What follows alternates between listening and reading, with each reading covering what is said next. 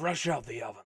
What is cracking, everybody? It's MegapieMan here. Welcome to another look at my map. This is for CTF Coffeeville A3. That means this is the third version of this map. Why did I wait till version 3 to show it off to anybody? Well, it's because I wanted to get it in a certain state that I would actually put it up on a website like tf2maps.com, so I could work on trying to get some feedback on the map so I know what needs fixed, what needs worked on, and how the map actually plays overall. And it's actually in a pretty good state. It's not full bright like usually my maps are when I first release them. It's actually got some lighting in it. It's got environmental lighting as well as light lighting for the insides. But everything is still pretty much all dev textures, or just like down here I've got like some basic ground and wood textures. And there's not a lot of props. There's not a lot of detail. It's basically just the layout at this point in time until I'm able to actually figure out what I want to do with the layout and if the layout is exactly what I want it to be. Now, this is CTF Coffeeville. Now, this map was originated off of a level that I played in Call of Juarez Gunslinger. Really enjoyed the crap out of the game. It's a fantastic arcade shooter. And there was a level in that game that took place in a place called Coffeeville. Now, Coffeeville is an actual place in the United States. I think it's West Coast United States or somewhere around the middle of the U.S. I don't exactly remember which state it's in, but I know it is an actual place. And within the level in Call of Juarez, there were two banks on opposite sides of the street that a gang was trying to actually rob, both of them at the exact same time. So I took that idea and I expanded upon it. Of course, it's not two banks right across the street. We have our base here, which will be our one bank. We have this hotel in the middle. And then we have this midsection right here that actually has a train that'll go down here through this bridge, and then you get back over to the Blue Side Hotel. There we go. You've got sounds added in. Not exactly perfect yet. I'm still learning exactly how to make trains work properly in TF2, and I think it might actually run a little bit too often. Right now it's set to go every 10 seconds, which might be a little bit too often. But as you can see, we go through this midsection. We get over here past the Blue Hotel, and we can go into Blue Base, which will be the Blue Bank. So I did use some liberties when it came to the actual design. It's not right across the street from each other because I didn't think like that would be super amazing and super interesting. And I had a couple other ideas for Coffeeville for when it originated that weren't anywhere close to what this map actually ended up being. Originally, it's like I had a cool base, but I didn't have that strong of a mid. Then I built a really strong mid, but it didn't fit with my base. So this map is not anywhere near what I thought it would originally be when I was originally thinking it up and designing it, but it still came out really well. I tried to play with a lot of heights, so that you have at least 3 layers of height, or probably even more when you get down to this area right here with the water in it. Don't know if I'll keep the water down here. I just added it because I thought it would be a nice little drop-down section. Yeah, that train runs a little bit too quick. But this specific map, it is a CTF map, and there are a lot of CTF maps that you see made, and you've even got a good amount of them in the actual basic Team Fortress game. I believe there's about 4 CTF maps. Let's see, Double Cross, 2 Fort, Turbine, and Sawmill's got a CTF version, that as well. And I know I'm missing something, but I don't know what. But you've got a good amount of actual CTF maps in Team Fortress 2, as well as people making custom maps, but they all have the same problem for the most part when I think of them. The main problem I see in any CTF map is that they are very easy to just build up a sentry nest and turtle in the build area. Basically, that's a problem you have with 2 Fort. You build one level 3 sentry in one specific spot in 2 Fort, and the whole map stops. Nobody can win. Nobody can do anything. It just sits there for like an hour or so. I've played those. You've played those. They're not any fun. Well, some people find them fun. I don't find it all that fun. So this particular map was designed in a way to make turtling more difficult, but also to make it so that it's still fair when you're going into areas, such as you have this upper path over here that you can use to go this way, jump across, pick up the intel if you're a scout, and then move over this way. But you're also very close to your spawn area. So even though there is this very, very quick way to just get in, jump across here, jump across there, you can quickly get in and get out. You got some health and ammo over here to help you out if you take a bunch of damage while you're trying to go through here. You are very close to the spawn area. You're literally like right out to the door of the spawn area. So if you are on the red team or opposite team, and someone comes running across here, you can pop out of the spawn and try to take them out before they're able to quickly move their way across. So that's how I was able to think of balancing that, make it so that even though you can quickly go past this area and bypass like all of this section, even if you have like a sentry gun built up here or some sentries built up back there, you can still quickly get through. There is still a chance that if you have people working with you, you'll have one person distracting a sentry going this way, somebody else is a scout will sneak past, jump, jump, boom, they are out of the base. So you're going to have to really work as a team in order to defend the intelligence. The main thing that I didn't want somebody to build one level 3 sentry, and that completely ends the game.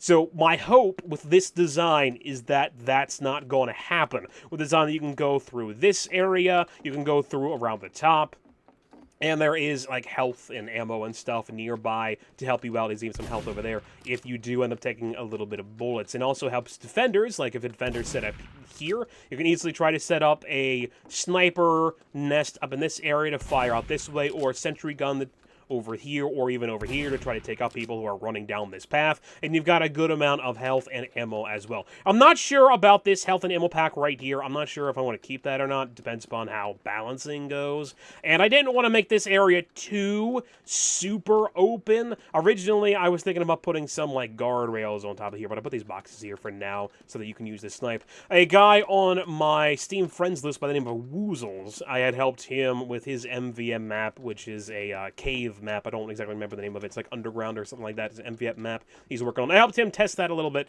so I sent my map over to him, and he checked this one out for me and let me know what he thought of it. So thank you very much for your help, Woozles. And this thing right here was actually part of his suggestion.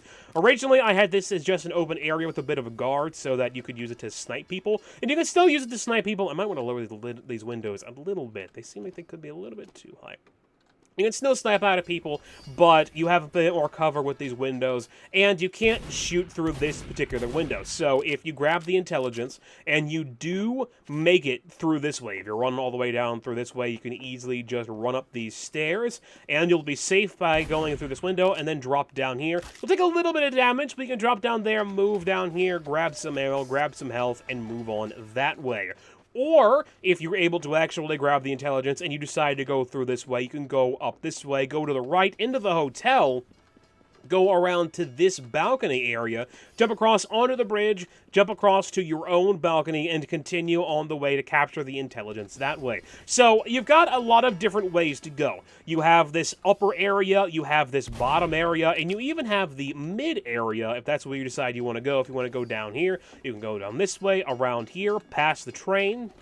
Then around this way, you got some more health and ammo over there, and go up to your spawn this way, either by going around to this upper flank area or just running across there, and you've got some health you can pick up right here. Now, one thing that I made sure to add to try to make this easy visually, I do not like seeing it when you can put sentry guns on like slanted surfaces, because sentry guns are their bottom's flat. They don't actually change via the surface. So you'll have a sentry gun that like one little tiny pixel of the sentry gun is actually touching ground, and the rest of it is just kind of not really touching ground because it's a slant. So how I visually use that with this is I actually put no builds on all of these slanted areas. So you can't build a sentry here. You can't build a sentry here. If you want to build a sentry, you got to build it right here, which may not be that great of a spot where it's at. It'll help you try to fight these guys or anyone who goes over here, or anyone who wants to run up with your intelligence this way. There's another reason why I had this open, so that maybe if you wanted to build a sentry, you could try. You can't really do that with all of these windows in here, so we'll see how things work out that way when I actually get some play testing going on. But you can go around this way, or jump across here, or just fall down there, and then go around. A lot of paths. That's one thing that I wanted to make sure to add, but that's also one thing that you gotta be careful when you're balancing. I wanted to have a lot of paths, but you also don't want too many paths, and too many ins and outs make it too hard to to actually defend. But if you don't have enough paths, then you get the 1 or 2 sentry guns that completely own everyone, which is, like I said before, I got hit by the train. I knew that was going to happen. Oh, I knew it was going to happen. But anyway, yeah, that's the big thing that I was trying to stop happening. I don't have any, like, spectator cameras set up yet, observer cameras, so that'll be put in at some point in time. I also haven't decided whether or not I want to keep the train. I like the idea of the train, but I'm not sure if it's actually, like, used where it's at. I mean, it's not really, it doesn't really go across that center of a path where it's at, and I'm not sure that it's really that integral to the map. I like maps with moving parts. That's why I wanted to add some kind of a moving part to this. That's why I put the train in the middle. Originally, I was going to have some other ideas going on, but those didn't work out. But I'm not sure if I like the train or not. Now, to try to help turtling with the specific spawn areas, as you'll see, in this upper spawn area, there's actually no resupply locker. You know, the resupply lockers are down there. Down here. So, if you want to build up a sentry very quickly, very easily, you're going to have to go down here, build it up maybe here, which is a very, very open area. You don't have a lot of space. You can try to build up your sentry in here, but of course you don't, again, have a ton of space to move around in. It's very easy for your team with a good soldier or a good demo man to just fill that area up with a bunch of rockets and stuff, but it does give you a little bit of protection when it comes to this. Now I'm thinking about it, the fact that it is so open that you can fill it up with things like rockets and that kind of nonsense might actually make it a not that great of a spawn area. Could be interesting. But you do have this little drop down so you can come out this side, and the drop down so you can come out this side, and you can't actually get back up there. I might change that so you can actually go both up and down at your leisure. At the moment, the reason why I have it as it is because I want to make a buffer of time for setting up sentries. If you're going to be setting up a sentry and you want to actually build up a sentry nest, you can't just plop down a sentry, come in here, get some more ammo, come in here, plop down, or upgrade your sentry, go get some more ammo, upgrade your sentry. If you want to actually do that from right off the bat, you'll have to build a dispenser and then build your sentry, or you'll have to make a runabout. You'll have to run down these stairs all the way down here, grab your ammo or metal, go back around this way, build up some more, go back around that way. So it makes a buffer time-wise. It gives the other team time to actually get to the area with the intel before you're specifically ready to specifically go. So you have to actually use teamwork. Like one person, you have one engineer that'll build a dispenser, another engineer that'll build a sentry. So you got to utilize teamwork. It's not going to be just a one sentry gun and everything's done. That's another reason why I tried to make sure that there wasn't a crap ton of ammo around here, because while ammo is great, ammo also converts over to metal, which means sentry nests. I hate sentry nests. I despise them. I understand the purpose of them, and, you know, I've played engineer myself, but I usually use the gunslinger because I don't like sitting back in the sentry nest. I understand the purpose of them, but they can ruin CTF maps very, very quickly. So hopefully my way of trying to fight against turtling and sentry nests will actually be good and not make for some very, very bad level design. So I got a lot of layers. Actually, I think, yeah, if I go in here, I should just be able to swap over to another character. Pyro, probably not going to be that useful on this map.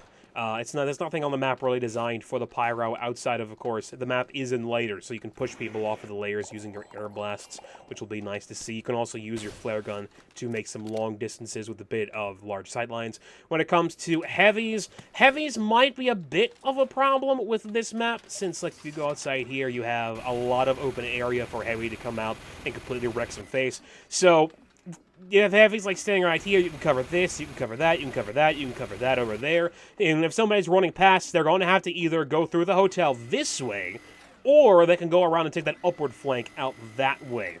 Or they could actually just come around through the hotel down here, or come around down there. So while you can cover a lot of entrances and exits, there are also many entrances and exits to try to take out heavies for the fighting team. So you have a lot of different dynamics and places that you can go.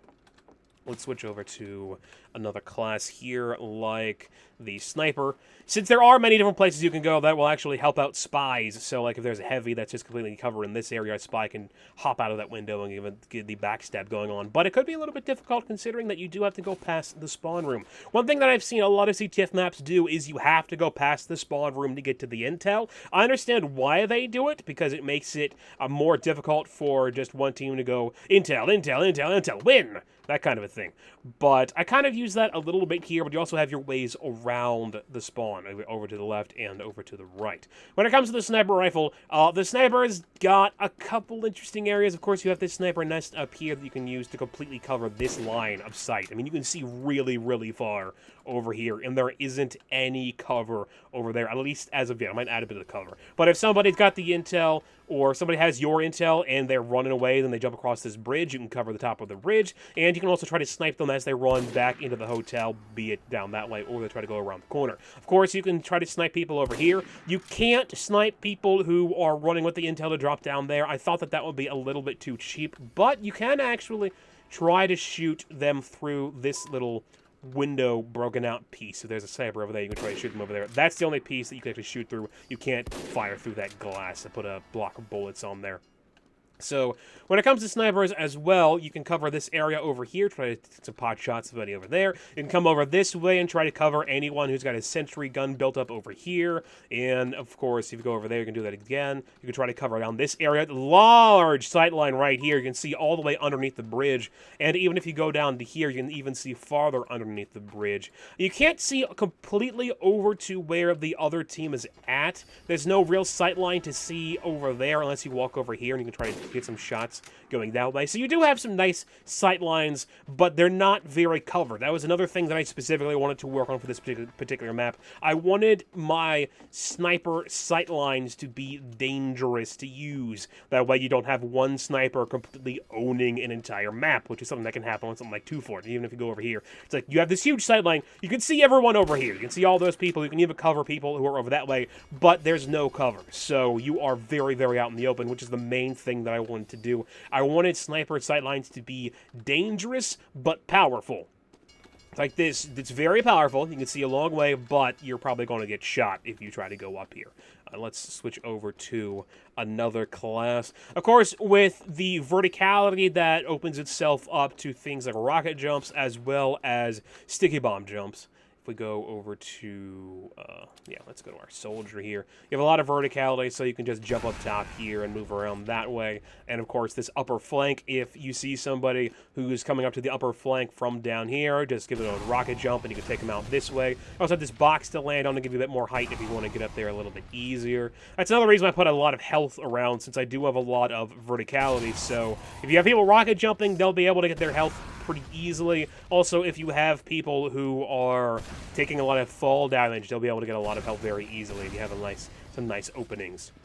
Like this spot where you can try to open up and take out people who are in the spawn area, doing maybe a little bit of spawn camping. It's not necessarily spawn camping, considering there is that other exit to the spawn. So, I mean, if you can try to camp this area, you can try to camp this area a little bit, but this is still going to be open. This is still going to be open up here. So even if you're camping this, and even if you're camping this, the team that's being camped can still use this upper area, go out this way to the right, and take out some of the people over here by using the upward advantage they have, or going over here to the left and using the better advantage they have over here with this open area and that upward advantage. So, even though it looks like it might be easy to spawn camp, you can easily spawn camp here, and you can easily spawn camp here, but you can't easily spawn camp the middle, which I might actually need to add a kind of way to get health pack in the middle if there are a lot of spawn camp issues. But if you're interested in checking out this map, I am going to make a post on tf2maps.net that you can check out that way. Just go and download it, put it in your maps folder, and run the game, and then pull up the map, and you can play it that way. Check it out, give it a good old run around. Hopefully, I'll be able to find somebody who's got a server who would be up for actually testing this map on a server with a bunch of players. I haven't messed with the nav mesh because I'm not completely sure if I am completely satisfied with the layout. I don't want to go into, like, a bunch of details. You can see there's a lot of open space around here. I don't want to go into adding a lot of details. I don't want to go into adding anything like bot nav meshes until I'm completely decided, until I've completely decided exactly what I want this layout to be. I think it's one of the strongest layouts I've actually been able to make, and it was good to hear from the couple people that I have actually had playtest this for me. I died. Such as Woozles also had Bonsai Basher playtested for me. A very big thanks to those guys. And they seem to like it. They seem to like a lot of the ideas behind it, and I hope you guys like it as well. Feel free to let me know what you think about the map in the comment section. Feel free to let me know in the post on tf2maps.net if you actually do decide to go and download it that way. I'm always looking for more feedback. I can't improve unless I have feedback. That's basically the biggest thing that I can always say. It's very, very hard to improve if I don't have feedback on what I should improve upon. So please, tell me your opinions. Thank you guys for watching this look at my map. I'll probably make another one on this particular map when more work is done on this map, but for now, until I get more feedback, I'm not going to really do anything to it until I specifically know what I should do with it next. Yeah, you can cover a lot of space with that Sentry. You can cover, like, all the way to that box. Anyway, thank you guys for watching. I'm MegapieMan, and I'll talk to you guys later.